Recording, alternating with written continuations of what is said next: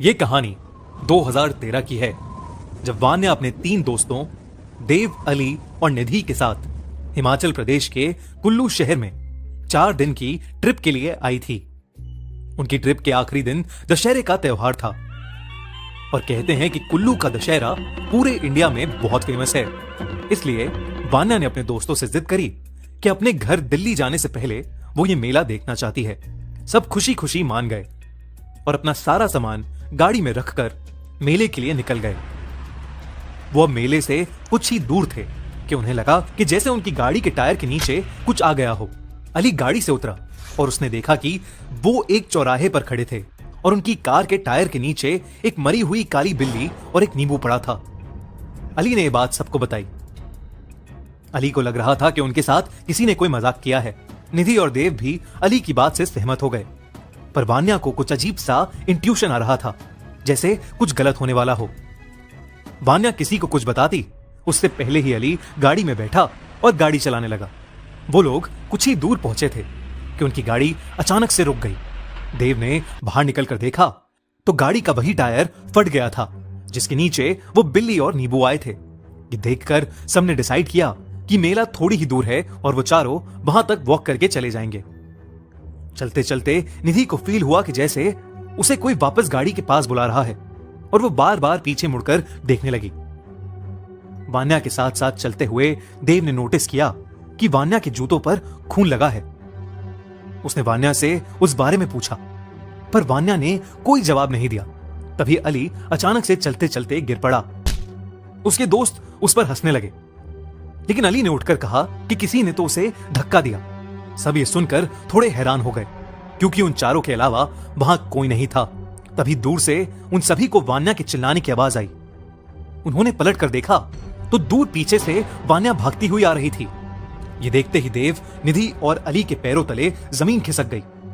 जो वान्या उनके साथ अभी तक चल रही थी अब वहां नहीं थी। असली वान्या आकर अपने दोस्तों से पूछने लगी कि वो उसे गाड़ी में क्यों छोड़ आए थे। ये सुनकर निधि अचानक इतना डर गई कि उसके बुरी तरह पसीने छूटने लगे और वो वहीं खड़ी जम सी गई। देव ने निधि से पूछा कि उसे अचानक क्या हुआ, तो उसने अपने हाथ से एक पेड़ की तरफ इशारा किया। उसी वक्त सबने उस पेड़ की तरफ देखा तो उन्हें उस पेड़ से उल्टी लटकी हुई एक औरत नजर आई। वो इतनी डरावनी थी कि उसे देखकर निधि तो बेहोश ही हो गई। उसकी आंखें बिल्कुल लाल थीं, लंबे सफेद बाल, टेढ़े हाथ और सफेद साड़ी पहने हुए वो उन्हें देखकर मुस्कुरा रही थी। उसी औरत के साथ एक काली बिल्ली भी पेड़ पर बैठी थी। ये देखते ही वान्या, अली और देव बहुत ज्यादा घबरा गए और निधि को उठाकर वहां से भागने लगे। भागते हुए वो भीड़ से भरे दशहरे के मेले में पहुंच गए। वहां जाकर उन्होंने निधि को जगाया और वो डर के मारे एक सदमे में चली गई थी। उन चारों ने पूरी रात उसी मेले में बिताई और सुबह होते ही अपनी गाड़ी ठीक करा के वहां से निकल गए। वापस जाते हुए निधि की हार्ट फेलियर से मौत हो गई। कुछ दिनों बाद वान्या ने सबको बताया कि उस दिन वान्या ने देखा था कि निधि गाड़ी के बाहर कुछ देख रही थी। जब वान्या ने बाहर देखा तो उसे वही पेड़ दिखा जिस पर उस रात वो औरत लटकी हुई थी। उस पेड़ पर उसे वो औरत तो नहीं दिखी, पर वो काली बिल्ली वहीं बैठी थी। निधि उसी काली बिल्ली को देखे जा रही थी। अचानक उस काली बिल्ली को देखते देखते निधि की आंखें लाल हो गई थीं। निधि वान्या को देखकर वैसे ही मुस्कुराए जा रही थी जैसे उस रात वो औरत मुस्कुरा रही थी। उसके कुछ ही देर बाद निधि हार्ट फेलियर से मर गई। उस दिन निधि को देखकर वान्या इतनी डर गई थी कि वो किसी से कुछ बोल ही नहीं पाई और उन तीनों ने अपनी प्यारी सी दोस्त निधि को हमेशा हमेशा के लिए खो दिया। ये खौफनाक किस्सा वो तीनों शायद जिंदगी भर नहीं भूल पाएंगे। और अगर आप कभी उस रास्ते से कुल्लू जा रहे हो तो सफेद साड़ी वाली औरत और उस काली बिल्ली से सावधान रहें। The kidnapper. समीर एक न्यूज रिपोर्टर था और उसके टीवी चैनल वालों ने उसे स्पेशल कवरेज के लिए एक गांव में भेजा था।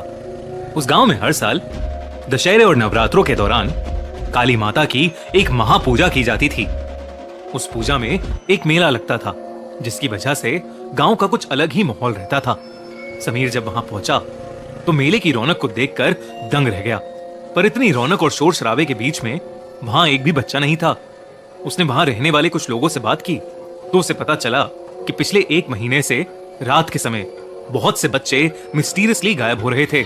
गांव के लोग इस वजह से काफी डरे हुए थे, इसलिए कोई भी अपने बच्चों को उस मेले में नहीं लाया था। कुछ देर तक मेले में ही घूमने के बाद समीर अब वहां से घर की तरफ निकल रहा था।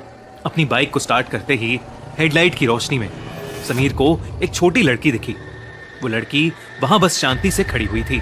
समीर जैसे ही उसके पास जाने लगा, एक आदमी तेजी से उस बच्ची को उठाकर जंगल की तरफ भाग गया। ये देखकर समीर के होश उड़ गए थे। वो जल्दी से अपनी बाइक पर बैठा और उस आदमी का पीछा करते हुए घने जंगलों में पहुंच गया। समीर को वो आदमी कहीं दिखाई नहीं दे रहा था, पर उसे थोड़ी ही दूर से एक रोशनी आती दिखाई दे रही थी। समीर अपनी बाइक वहीं छोड़कर उस रोशनी की तरफ चला गया।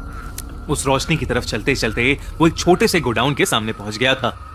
जंगलों के बीचों बीच उस गोडाउन का होना बहुत ही अजीब था, पर समीर उस मासूम लड़की के बारे में ही सोच रहा था और उसे बचाने के लिए उस गोडाउन के अंदर चला गया। पर उस गोडाउन के अंदर जो समीर ने देखा वो उसकी सोच से भी परे था। उस गोडाउन के बीचों बीच एक बड़ी सी आग जल रही थी और उस आग के आसपास बहुत से छोटे बच्चे जमीन पर बेजान से पड़े हुए थे। उनके शरीर का रंग नीला पड़ चुका था।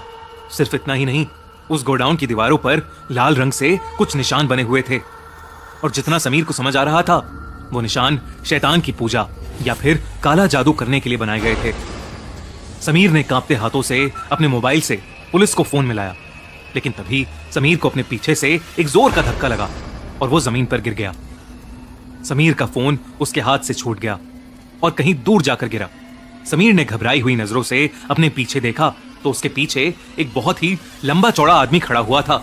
उसके माथे पर लाल रंग लगा था और माथे के बीचों बीच एक काला ताबीज था। उसके पूरे शरीर पर राख लगी थी और उसके लंबे लंबे बाल उसके चेहरे पर गिर रहे थे। वो आदमी देखने में बहुत ही ज्यादा भयानक लग रहा था। उस आदमी ने समीर की गर्दन पकड़ी और उसे हवा में उठा लिया। देखते ही देखते समीर की सांसें खत्म हो गईं और वो वहीं नीचे गिरकर मर गया। अब वो आदमी समीर की लाश को वहीं फेंक कर उस आग के पास जाकर कुछ मंत्र पढ़ने लगा। उस आग में बार बार कुछ डालकर वो जोर जोर से अपने शरीर को हिलाने लगा। कुछ देर तक ऐसा करने के बाद वो आदमी शांत हो गया और जमीन पर बेहोश पड़े वो बच्चे एक एक करके उठने लगे और उठकर सीधा उस आग की तरफ चलने लगे। ऐसा लग रहा था जैसे उनमें जान नहीं थी, बल्कि कोई कठपुतली की तरह उन्हें आग की तरफ भेज रहा था। तभी उस गोडाउन का दरवाजा तोड़कर पुलिस अंदर आ गई। पुलिस वालों को अपनी आंखों पर यकीन ही नहीं हो रहा था। उनके सामने बच्चे झुलसती आग में जा रहे थे। रिपोर्टर समीर की लाश एक कोने में पड़ी थी और वो भयानक दिखने वाला आदमी आंखें बंद करके मंत्र पढ़े जा रहा था। पर पुलिस के आने की वजह से उस आदमी की तपस्या भंग हो गई थी और उसने बहुत ही गुस्से में अपनी आंखें खोली। उसके आंख खोलते ही वहां मौजूद सभी बच्चे बेहोश होकर नीचे गिर पड़े। कमरे के अंदर की लाइट्स जल बुझ होने लगी और ऐसा लगने लगा कि उस गोडाउन में कोई भूकंप आने वाला है। इससे पहले कि पुलिस उसे पकड़ पाती, वो भयानक आदमी पुलिस की आंखों के सामने से हवा में कहीं गायब हो गया। पुलिस वालों को अपनी आंखों पर यकीन ही नहीं हो रहा था। उन्होंने तुरंत ही उन बच्चों को गोडाउन से बाहर निकाला और उन्हें फौरन हॉस्पिटल में एडमिट कराया गया। कई महीनों की ट्रीटमेंट के बाद वो बच्चे ठीक हुए।